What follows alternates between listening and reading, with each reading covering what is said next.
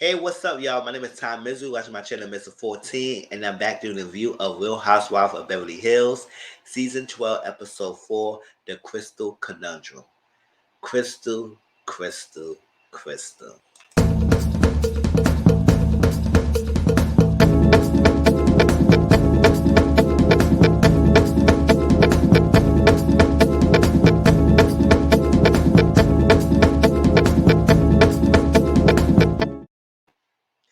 Hey, y'all, what's up, y'all? What's going on? So, yes, we're on Beverly Hills, and I had to say Crystal because I don't know what was her angle this episode. Like, it just went crazy and went left, and now, and I just hopefully that this dark statement that supposedly Sutton said doesn't last through a whole season because we're not having this dragged out conversation about this what Sutton said or what she didn't say. Because I believe that Sutton didn't say anything bad or terrible that make it that damaging for us to go backwards to kind of messed up the relationship between Garcelle and Sutton. Now we know Garcelle, Sutton, and Crystal are cool. So I just don't know. Maybe they needed to have this to patch out the differences, but I just understand why this needed to be had. To back up off you wanted to put this out there and throw Sutton under the bus. Like, what was that, Crystal? I didn't understand that, and I didn't like that. And people who were watching last season, whatever, did or the last season, did they even show that conversation or it was off camera? And hopefully, why we didn't get no videos or receipts about the conversation so we could see what the hell she said. Normally, Bob would have showed us something so we know what was said. Or that you're trying to hold this out. Don't hold this out. Let it be. Show us what it is. All right? So, Garcelle, fake victim, Dorit, Rena, and Cal was all in the house, and they would just talk about what happened yesterday and try to understand why Crystal felt triggered and what was her trigger or was of that situation. Garcelle also asked Dorit how she is, and Dorit mentioned saying she had trouble sleeping something, and she was up. And Garcelle said, "Why you didn't wake up?" She said, "No, I ain't gonna wake you up when I'm going through something that's selfish. No, I'm good. I'm your baby me. I'm good." And that's what I'm saying. I said, "I'm making them going to wake me up when I'm sleeping." Shoot, unless something really is going on. That's okay. You could have got me, but it is what it is. So Garcelle called Crystal and see if she could come over for 10 minutes. And Crystal decides she agrees to come over to clear the air so they won't have her holding this thing in for a long time and they come out a year later to express herself. And I know what triggered her. What triggered her is that how y'all did to Sutton is kind of similar to what y'all was doing to her. And it was crazy because she called y'all hypocrites because Sutton did something to me. And instead of going after Sutton or what she was doing, y'all trying to invalidate how I felt and try to police what I felt and what I should have said and how y'all didn't feel like what I said was resonating with y'all. And now with Sutton and Dorit, now y'all are hammering on Sutton and that she's wrong, and start going at the Dorit and say, "Oh, you don't feel that way. You should have felt this way," and everything like that. Because in those situations, you're involved compared to what you were going through. So, like I said, and fake victim mentioned that reason why she felt triggered because y'all wasn't validating her feelings, and that what it was. Y'all was not hearing her. Y'all did not hear her, and y'all didn't want to hear her. Y'all was still stuck on how y'all felt and how that, oh, she was trying to compare to situations, and I don't know why she trying to compare her to Dorit. She wasn't doing that. She was saying that y'all wasn't understanding her feelings. And because you couldn't understand her, you felt like her feelings was invalidated. And you don't need to understand her feelings. You just had to accept her feelings because that's how she felt, whether you agree with it or not.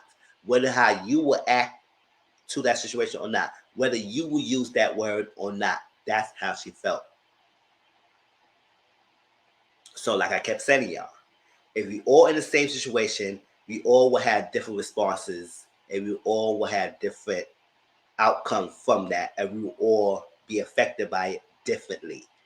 So, there's no cookie cutter rubric of how someone should handle a particular situation, whether they've been robbed, when they see murder, when they see anything, any traumatic will affect their livelihood differently if we all experience the same thing. All right, so they got Crystal over there, and Crystal explains that how y'all didn't validate my feelings. Y'all were trying to say that I used the wrong word. It was too much. It was too strong of a word. Y'all were trying to police it. Y'all were trying to tell me how I should feel, and y'all trying to tell me that I should have felt that way. And that upsetted me because I can't feel safe expressing things to y'all because y'all gonna criticize it and attack me how I feel. And I understand her. Y'all attacked her and tried to say, "Oh, that's too much." No, no, you didn't do that. You was a violent. It was too strong of a word. Violated? No. And whether y'all accept it or not, that's how you felt. Point blank period. Leave it alone. Don't tell me how I felt because that would get me angry. It's like that. So, and she said, "Oh, you say you didn't feel safe around her." She said she don't feel safe because emotional safety should be cherished among friends group. Hear what I said? Emotional safety should be cherished. Meaning that if I'm with a group of friends and I express something that hurt me, I should be able to feel comfortable around my friends to safeguard that emotion, to safeguard me, to make me feel comfortable to be around y'all so I can share. Because a minute I share something and y'all attack it, and y'all attack me, and y'all trying to beat down how I felt and what I should say, then in the future, I won't share with y'all. I'll be closed off. And I keep bothering things to myself. And I won't be opening to y'all. And I keep things surface level because that's all you're going to get out of me. You're not going to get anything deep. When you ask me how I felt, and I tell you, I'm not telling you how I feel because every time I express how I felt, y'all belittle it. Y'all beat it down. Y'all disregard how I felt. So just because y'all keep doing that, I don't feel emotionally safe. And since I'm not emotionally safe around y'all, I'm not expressing myself. And I don't be saying in a confessional, well, it's so crazy you were saying sage and everything. It's not compared to my situation. It's your vacation compared to me. And I said, oh, get it, delete. Once again, she's not comparing what she went through to what y'all. Y'all doing the comparison. And we get it. But stop topping other people's experiences because you went through something traumatic. We understand that. She went through something traumatic as well. Whether it's not to the degree as yours, but still it's the same thing. To stop hierarchy your experience with traumatic thing and feel like yours is better than what she was going through. And your safety is still validated the same way as her safety was validated. Her safety validation was in the group of friends and not be emotionally safe. Yours was physically invalidated by robbers invading your privacy, invading your home, your safe haven, your environment. So both safety was a violation. Hers among the friend group, yours amongst invaders. Excuse me. So, in the midst of that, before Crystal got there, I explained that in a way, and I'm going back and forth, I'm jumping around. That same scene before Crystal got there, fake victim was talking how it was night and day, because they said it was night and day how you was in Lakota last year, how you are this year. And last year, yes, fake victim was all over the place. She was erratic behavior. She was mean spirited. She was doing the most. Up and down her emotions. Up and down her emotions. Going through this whole horrific thing with her husband. And not even horrific. Crazy thing that her husband put her through. whether she believed that she knew or not, I beg to differ. I do believe she knew something. Whether it's not to a degree that what Tom was doing, but something. She had to know something. And if you didn't know, why are you not that mad at Tom? Like, really? So, she said for the past 12 months, I've been dragged through the mud and all that stuff and going through a lot of things. And I was beat down, basically. She didn't say that, but that's what she kind of alluded to. She was beat down and she was dragged through it. And Garcelle said it's maybe because she wasn't showing any compassion towards the real victims. And she said, no, I can't really express I show compassion because I can't say that. And she said, why you can't say that? Because she said, if I say anything could use against me in this case. But then, the same breath, you go by and say that y'all don't know, maybe her team don't know if the real victims were not paid. Basically kind of implying that some of these victims, real victims, were paid and lying and say they were not paid. And I said, what they will lie about? They waited years to get their own money. If they got it, they will not keep coming back for you. He would have had proof that he paid them. And it would have been looking bad on them, not on y'all. And they ever discovered that they paid these victims, y'all would have had that discovery a long time ago. So don't sit here on TV and try to play us and saying that, oh, you don't know, or you have a inkling that these real victims are lying. They say they wasn't paid when they actually were paid. Bull crap. Bullshit. Fake victim. So you can't say you have compassion for victims, but you could say out of your mouth that some of these victims are lying? Really? And you don't think these real victims gonna watch this show and realize how freaking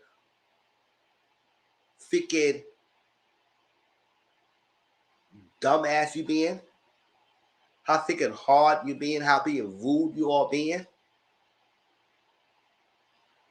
And if I'm one of the real victims, I'm gonna say, how dare you try to say that we are lying? Like, girl, you say you don't know what's going on. So whatever you had to do the confines of what they've been telling you. So whatever I had to do, what I had to do to make sure things wrong, to correct the wrongs, I gotta comply to what they tell me. So if it was wrong, if you can't say you have compassion, you should have said none of these real victims was lying. You should have kept that quiet. Now you put this on television, that could be you against you. If I was one of the victims, I said no. This episode season 12, episode 4, when she had this LaKenta scene, show that tape on in the courtroom.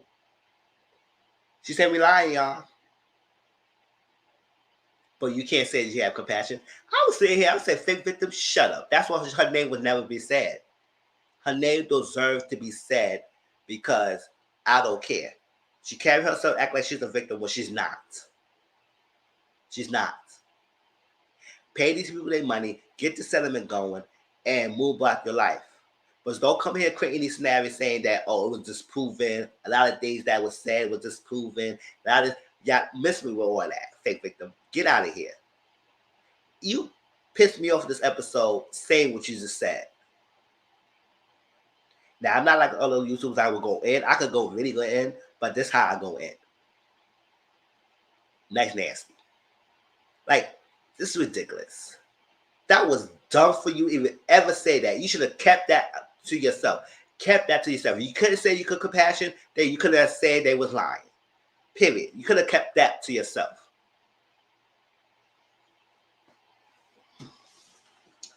So they jumped back ship to Crystal. Garcelle said, even though we went through what we got to go through, she said, I will not keep my feelings in for another year. I will express it again. If there's anything to help me, I will let y'all know. And that's period. They all kind of agree. They all understand. Now, Garcelle said, maybe I would say this, and it could be a little dangerous, me saying this, but I felt like that at that time we was going through the things and everything when you were Southern. I felt like you try to be that girl. So anything that Southern would have said, you would have went up and make her feel like she's not. So Garcelle felt that Crystal set Southern up. And Crystal was taken aback by that. And I said, ooh. And I might understand why she might feel that she was taken aback by, oh, so you think I would set her up? Like, we supposed to be good. Like, why you think I would do something like that? I don't know. So, yes, I do understand why they may feel sting. But then you said, no, I didn't set her up. It was some things that was said that you was not privy to. Now, Cal was there, but Crystal kept saying Cal was drunk and she don't remember. But Cal said, I do remember what happened, and she didn't say anything rude and bad about that. I remember, but you kept playing that Cal doesn't remember things, so she was drunk. But Crystal said, Southern said something very dark. And a lot of things were said that was very dark that Southern said that we was privy to. So in Garcelle's mind, it was illusion that it was alluding to the fact that what Southern said could be damaging between their friendship, the Garcelle and Southern's friendship. But Crystal would not want to say what was that dark statement. You cannot say somebody said something dark that could be so damaging to the friendship between two already solid friendship, and you don't want to say what was it. And I hate that, and I do agree with the ladies. You say something like that and not giving us what was said, have us making our own scenarios in our head what that craziness could be. And when you run rampant and leave it that open, yes, it leaves someone their own interpretation. So when they tell someone, they say, oh, they will make up what they think their dark statement is, or what they could infer, or what they could think what it could be, or guess what it could be. Maybe she think that something like this. Maybe she saying something about my legs. Maybe she saying something about my children. Maybe she saying something this. And that everyone gonna keep going around trying to figure out what was said and get angry because now they can't figure out what it was, and they still try to wrap their around their brains, and now they can't let that go. And so because they can't let that go, it's gonna keep going and going and going and going until that silent statement is being said plainly without interpretation of other things. It needs to be straightforward and plain stated. Because Chrissy didn't want to say what it was, it leaves it open for us to think the worst. Because you said dark. Now you go gun up home saying to the ladies, don't try to police what I said. Y'all saying it and we not gonna go there. No. Now that's not a feeling. You felt violated was your own personal thing. You saying someone's statement was dark, it's not a feeling. It's a freaking condition to what their statement is. You said her statement was a dark statement. So you say you feel like it was something so deep that it could be damaging. So you describing a statement as a dark statement, a damaging statement, a dangerous statement. So I need to know what it was. Even though it was a year ago, you brought that up. So that's why I said crystal in the beginning of this episode. I said, what was this? What was this statement? Like, if it was a pass and it was not a big deal, and I don't think it was a big deal, because I kind of feel like if it was not something serious, you would not kept that to yourself and let this rock for a long time, especially how they treated you last season. You would have just shared it out. So I feel like if it was something too deep and dark, like you said it was, it probably would have came out already. You would not hold that. You would not hold that in until that scene when Garcelle's felt like you set her up. You said no. She said something that was very dark, and that Anne was like, "What?" And now you saying Kyle was drunk and she don't remember. And Kyle said, "I remember everything that was said, and nothing was said." And I feel like nothing was said. Yes, we know Southern has social awkwardness with her, but how great of a friendship her and Garcelle had that Sutter would mess that up and say something rude about Garcelle. I don't believe that. I don't believe that. And I wish if anybody who see last season did that was captured on tape. And maybe it was, it probably was never shown. At the end of that scene, Garcelle's son got a job with Lisa Vanderpump, and a lot of ladies just flipped out. I don't know the history with Lisa Vanderpump and the ladies, because remember I told you I started from the middle of season 11 and then on, and I'm not going backwards. So y'all tell me why these ladies feel the way they feel about Lisa Vanderpump, everything, and why it's a bad thing that he got a job. Like, come on. I mean, even though I heard that name before, so she must be a big name. So he got a job with fun. It's money for her, right? Shoot, God have to pay for everything. He gonna make money for him. I said money for her. It's money for him. He gonna be making money. Hey, shoot, her son has a job. So Diana Sudden talk, and basically Diana say that she don't like people mocking her accent and how she grew up, how people criticize her country and everything, and she get angry. She grew up being angry, and so because of that, she usually don't give people second chances. She cut you off after the first, like that's it. So Sudden told her, listen, with this group of ladies, you might have to get multiple chances, and they laughed it off and everything. And I kind of wish that Sudden addressed it, what Diana said about her at that party, but I guess Sudden didn't care. Whatever. So Dolly said she got anxiety when she leaves the house because her home was her safe haven, and then when she leave out the house, she get increased anxiety of cameras, of people, about things. I don't know. So PK told her to take a vacation with the ladies, just not too far. You be right there, so if anything happens, you can just come right back, and you good. And Dolly said she felt like that was a good idea. She probably could do that. So that's good. So Sudden have a Parisian theme event. Remember that designer, that French designer that she said was held in customs? He finally made it through, and she had enough fashions and everything. And Sudden dress was looking nice. She looked nice in that red dress. I said, "Go ahead, Sudden girl." The backwards tie dress. Okay. So Diana said mentioned that Diana's sister said I've been with Sudden for like not Sudden Diana for like 13 years, and she never really shopped in the store. And I said, you cannot convince me she never been shopping in the store. Like, I don't understand that. You wasn't always rich, girl. You was the vast of riches. Now all of a sudden you just grew up privileged, and you never went to the store. Clothes come to you. I don't know, good. I don't know, Diana. And then every time something go up, you keep reminding us how rich you are.